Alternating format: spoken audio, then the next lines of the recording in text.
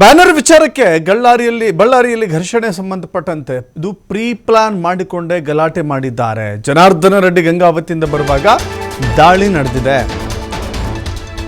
ಈ ದಾಳಿಯ ಟಾರ್ಗೆಟ್ ಜನಾರ್ದನ ರೆಡ್ಡಿ ಅಂತ. ಜನಾರ್ದನ ರೆಡ್ಡಿ ಮೇಲೆ ಕೂಡ ಗುಂಡು ಹಾರಿಸಿದ್ದಾರೆ. ಸಿನಿಮಾದ ರೀತಿಯಲ್ಲಿ ಬಹಿರಂಗವಾಗಿ ಗುಂಡು ಹಾರಿಸಿದ್ದಾರೆ. ಸುದ್ದಿಗೋಷ್ಠಿಯಲ್ಲಿ ಮಾಜಿ ಸಚಿವ ಶ್ರೀರಾಮುಲು ಹೇಳಿಕೆ ಕೊಟ್ಟಿದ್ದಾರೆ. ನೇರವಾಗಿ ಟಾರ್ಗೆಟ್ ಅಂತ ಹೇಳಿದ್ರೆ ಅದು ಜನಾರ್ದನ ರೆಡ್ಡಿ ಅಂತ ಹೇಳಿದ್ದಾರೆ ಶ್ರೀರಾಮುಲು. ಫೈರಿಂಗ್ ಮಾಡಲು ಅವಕಾಶ ಕೊಟ್ಟಿದ್ಯಾರು? ಸಾರ್ವಜನಿಕವಾಗಿ ಗುಂಡು ಹಾರಿಸಲು ಸರ್ಕಾರ ಅವಕಾಶ ಕೊಟ್ಟಿದೆಯಾ? 7.6 mm ಬುಲೆಟ್ ಫೈರಿಂಗ್ ಮಾಡಿದ್ದಾರೆ.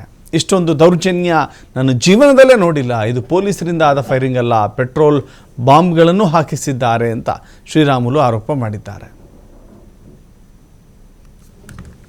ಫೈರಿಂಗ್ ಮಾಡಂತ ಸ್ಥಿತಿಗೆ ಹೋಗ್ಬೇಕಂದ್ರೆ ಅವ್ರು ಫೈರಿಂಗ್ ಮಾಡಕ ಅವಕಾಶ ಕೊಟ್ಟಿದ್ದು ಯಾರು ಅನ್ನೋಂಥ ಪ್ರಶ್ನೆಯನ್ನು ಕೇಳಬೇಕಾಗುತ್ತೆ. ಅವ್ರಿಗೆ ಏನು ಹಕ್ಕಿದೆ? ಸಾರ್ವಜನಿಕ ಸ್ಥಳದಲ್ಲಿ ಫೈರಿಂಗ್ ಮಾಡಕ್ಕೆ ಹಕ್ಕೇನಿದೆ ಅವ್ರಿಗೆ? ಅವ್ರಿಗೇನೆಲ್ಲ ಅಕಸ್ಮಿತವಾಗಿ ಎಲ್ಲನೂ ಒಂದು ಕಡೆ ನೀವು ಎಲ್ಲಿ ಬೇಕಾದ್ರೆ ಫೈರಿಂಗ್ ಮಾಡ್ಬೋದು ಅಂತೇಳಿ ಅವ್ರಿಗೇನ ಸರ್ಕಾರ ನನ್ನ ಸ್ಪೆಷಲ್ ಆದೇಶವನ್ನು ಕೊಟ್ಟಿದ್ದೇನಾ? ನಾನು ಕೇಳ್ಬೇಕು. ಸ್ಪೆಷಲ್ ಆದೇಶವನ್ನು ಕೊಟ್ಟಿದೆ? ಏನೂ ಕೊಟ್ಟಿಲ್ಲ ಅಲ್ರಿ. ಇವು ಗುಂಪುಗಳು ಆಗೋದು ನಿಜ, ಮಾತಾಡ್ಕೊಳ್ಳೋದು ನಿಜ. ಪಟ ಪಟ ಪಟ ಪಟ ಅಂತ ಫೈರ್ ಮಾಡಿದ್ರೆ ಆ ಫೈರ್ ಮಾಡಿದಂತ ಬುಲೆಟ್ ಯಾವುದು? 0.76 mm. 0.76 mm ನಿಂದ ಅದು ಮೇಲ್ನೋಟಕ್ಕೆ ಕಂಡು ಬರ್ತಾ ಇದೆ. ಆ 0.76 mm ಏನು ಬುಲೆಟ್ ಏನಿದೆನೋ ಅದರಿಂದ ಫೈರ್ ಆಗಿರೋಕನ್ನ ಮೇಲ್ನೋಟಕ್ಕೆ ಬರ್ತಾ ಇದೆ.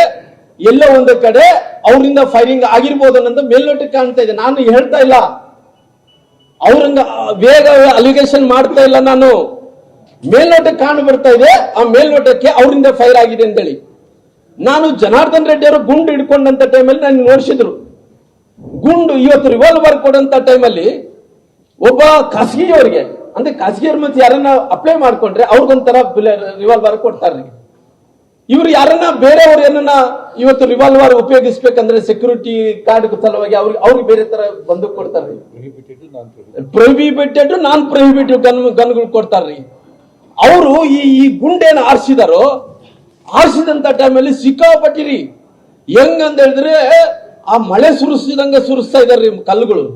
ಫೈರಿಂಗ್ ಮಾಡಂತ ಸ್ಥಿತಿಗೆ ಹೋಗ್ಬೇಕಂದ್ರೆ ಅವ್ರು ಫೈರಿಂಗ್ ಮಾಡಕ ಅವಕಾಶ ಕೊಟ್ಟಿದ್ದು ಯಾರು ಅನ್ನೋಂಥ ಪ್ರಶ್ನೆಯನ್ನು ಕೇಳಬೇಕಾಗುತ್ತೆ. ಅವ್ರಿಗೆ ಏನು ಹಕ್ಕಿದೆ? ಸಾರ್ವಜನಿಕ ಸ್ಥಳದಲ್ಲಿ ಫೈರಿಂಗ್ ಮಾಡಕ್ಕೆ ಹಕ್ಕೇನಿದೆ ಅವ್ರಿಗೆ? ಅವ್ರಿಗೇನೆಲ್ಲ ಅಕಸ್ಮಿತವಾಗಿ ಎಲ್ಲನೂ ಒಂದು ಕಡೆ ನೀವು ಎಲ್ಲಿ ಬೇಕಾದ್ರೆ ಫೈರಿಂಗ್